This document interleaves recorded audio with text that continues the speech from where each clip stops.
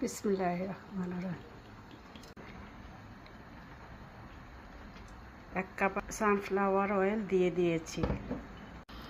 এখন আমি দিয়ে দিব পেঁয়াজ কুচানো 2 কাপের মতো, 2-2.5 কাপের মতো পেঁয়াজ কুচি দিয়ে দিব।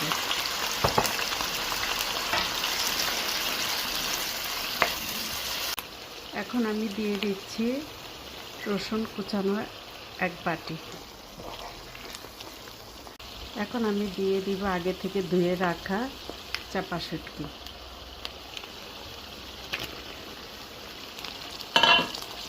চাপা শুটকি এখানে নিয়েছি আমি 10-12টা।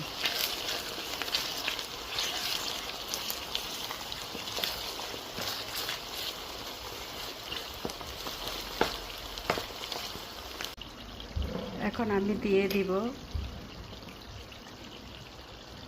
শুকনো মরিচ বাটা।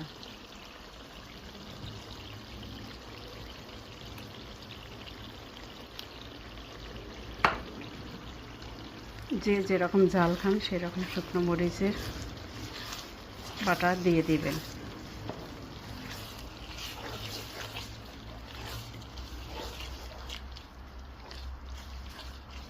এখন আমি দিয়ে দেব আগে থেকে কাঁঠাল বিচি পরিষ্কার করে নিয়েছিলাম। কাঁঠাল বিচিগুলো আমি গোল গোল করে কেটে নিয়েছি। এখন আমি সবটুকু কাঁঠাল বিচি দিয়ে দিব।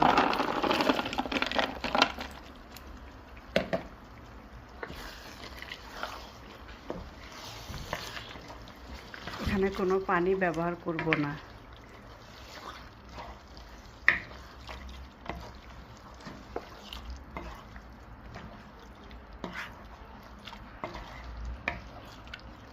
একটু বেশি করে তেল দিয়েছি। এই তেলের উপরে এই শুটকি ভর্তাটা করে নিতে হবে।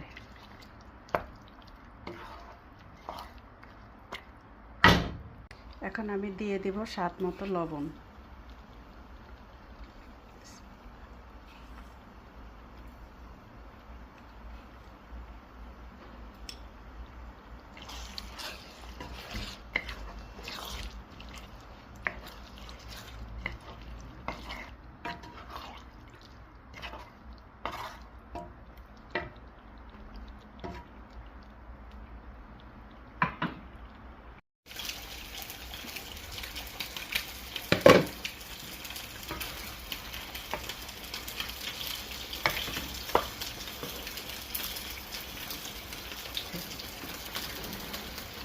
আমার শুটকি সম্পূর্ণ তৈরি হয়ে গিয়েছে।